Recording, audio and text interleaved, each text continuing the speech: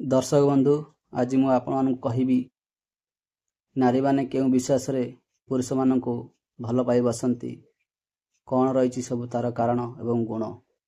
जदि भिडियोटी भल लगिब निश्चिंत लाइक एवं सब्सक्राइब करंतु जहाँ आपण जीवन समस्या को दूर करि परिबो।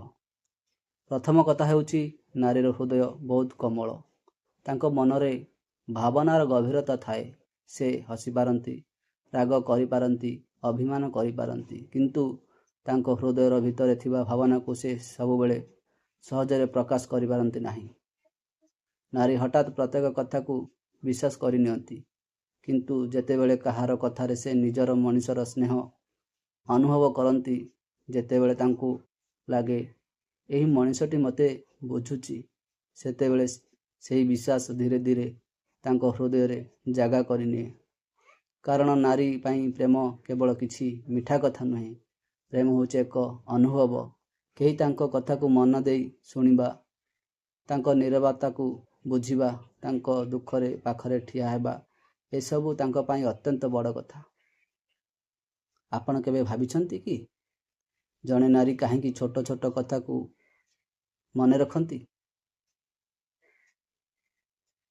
कारण से कथा ठारू अधिक भावना को मने रखंती।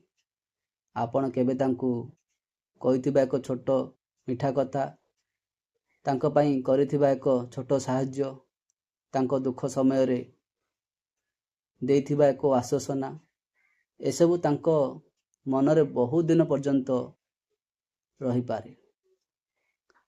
फूल जेपरी हाथ धरिले ताहार पाखुडाटी को सावधान धरिबा को पड़े, सही परि जणे नारीर हृदय को मध्य सम्मान और जत्न रे बुझिबा दरकार। अधिक चाप देले फूल जेपरी नष्ट हो जाए, सही परि अवहेला, अपमान और मिथ्या प्रतिश्रुति जणे नारीर मन को मध्य भांगी दे पारे। दर्शक बंधु, जदि वीडियोटी आपण को भल लागुथिबो निश्चिंत मो चैनल को सब्सक्राइब करंतु। किंतु एठारे गोटे कथा मन रखिबा दरकार, नारीर कोमलता को केबे तांको दुर्बलता बोली भावंतु नाही। कोमल हृदय थिबा मनुष्य दुर्बल नुहे, बरं जीए एते किछि सही मध्य प्रेम करिपारे, क्षमा करिपारे एवं परिवार पाई निज इच्छा को पछकु रखिपारे, से मनुष्य मनरु बहुत शक्तिशाली। जणे नारी जेतेबेले काहाकु निजर बोली भावंती, सेतेबेले से केवल से मनुष्य को नुहे, तांको सह जड़ित अनेक स्वप्न को मध्य निज करिनियंती।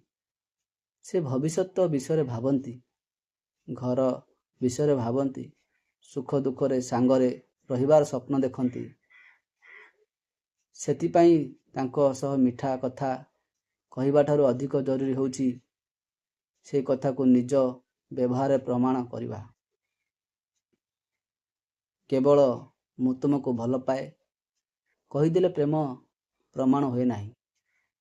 जेतेबेले से असुविधा थाए तांको पाखरे रहिबा, जेतेबेले से चुप थाए तांको बुझिबा, जेतेबेले से भूल करे अपमान न करी बुझाइबा, एही सबु हेउची प्रेमर सत्य परिचय।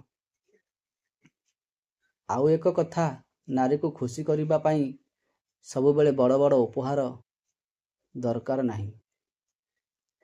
बेले बेले गुटिए तुमे ठीक अछ कि मध्य तांको मन को छुई जाए।